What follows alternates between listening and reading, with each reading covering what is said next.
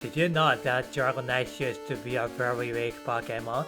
Did you know that Komodo can learn as many as 8 different stat boosting moves? Alola, today I'd like to talk about the obscure facts about the pseudo legendary Pokémon. The first one I'd like to introduce is about everyone's favorite, Salamence. Salamence is a cool and strong Pokémon that is still loved by everyone. What do you think of when people say Salamence? Many people probably think of it breathing fire, but Salamence used to be unable to learn Flamethrower on its own. What was a Flamethrower of Salamence in the anime? By the way, after certain cells, Salamence can learn Flamethrower by itself at higher level. Why did it change? Also, Salamence flies around in the sky and feels like the strongest Pokémon, but there is an opponent with whom it fights for prey. Who do you think it is? I'll give you a hint. It has wings, it's blue, and it's cold.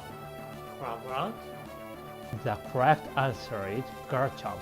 Isn't it absurdly good to see these two fighting over prey somehow? Second, I also have to talk about first pseudo legendary Pokémon, Dragonite. Dragonite is a Pokémon that is very active in competitive games nowadays. It is a powerful Pokémon with its characteristic multi-scale, which can always halt an opponent's attack when its hit point is full, and extreme speed, a move that can always attack first, but it used to be a very weak Pokémon.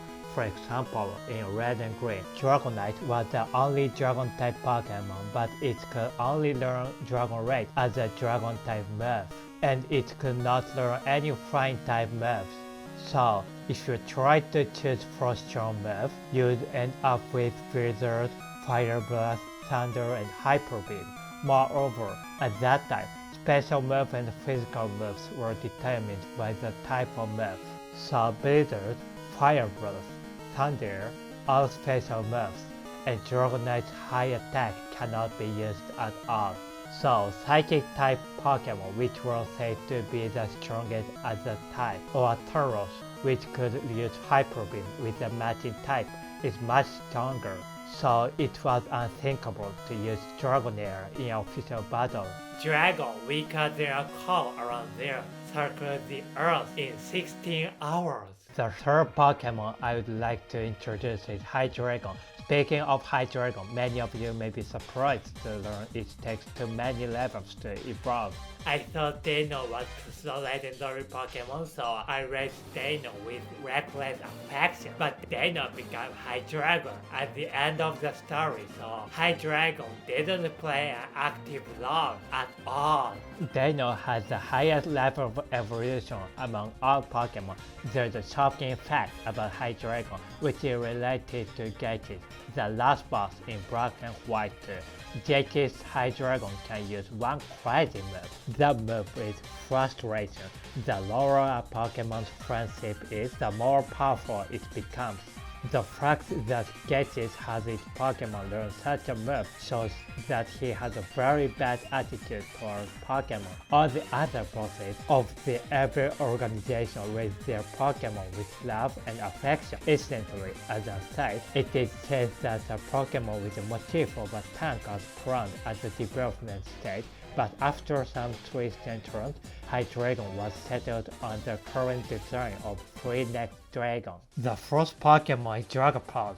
This is the first Pokémon that came out in Southern Shield, and I love the design of this Pokémon. I think Dragapult's color and appearance are perfect and cool. Dragapult has a very cute ecology.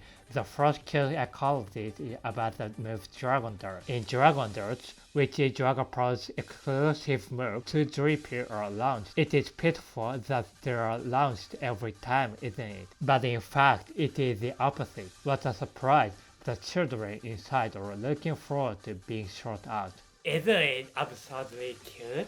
In addition, Drippy has another cute quality. The fastest drag approach in the frog become popular with Drippy who want to fly at the speed of sound and is surrounded by Drippies who want to be into the hall in the corner. Just imagine the scene makes me smile. It's like a child who wants his father to give him a piggyback ride. First following topic is about Metagross. Metagross is a Pokemon that first appeared in Ruby Sapphire, and many people may have used it since that time for its powerful type Steel and Psychic. In Omega Ruby Alpha Sapphire, it got a Mega Evolution.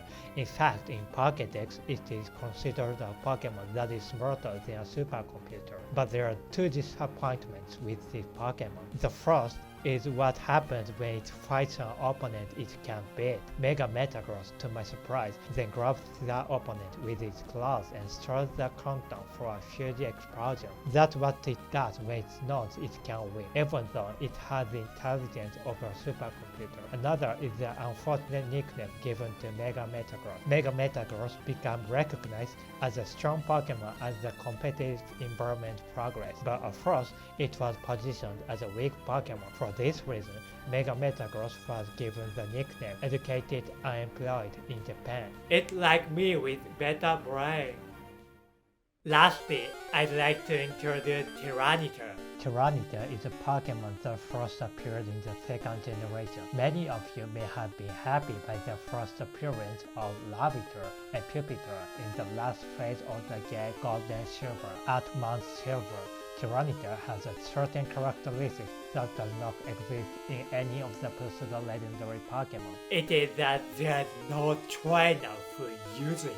Generally, Pseudo legendary Pokemon are often used by the Elite Four or champions of that generation. For example, in Red and Green, Lance uses Dragonite. In Diamond and Pearl, Cynthia uses Garchomp or so on. This may be due to the fact that the timing of trainer getting Tyranitar is too late. Normally, even Pokemon of the Pseudo legendary Pokemon appear before entering the Hall of Fame, but Lavitar and Pupitar, the pre-evolved version of Tyranitar, can only be obtained by collecting 60 badges, so there are probably no trainer who used Tyranitar in Gold and Silver. Instantly, it was not unusual for some people to beat Red and clear the game without even knowing Tyranitar existed in the first place due to its reality. How was it? I was most impressed with the story of Dragapult. It was so cute that if I were reincarnated and went to the Pokemon world, I would want to keep Drippy in my house. If you have any other interesting episodes, please let me know in the comments. Thank you very much for watching this video. See you the next time.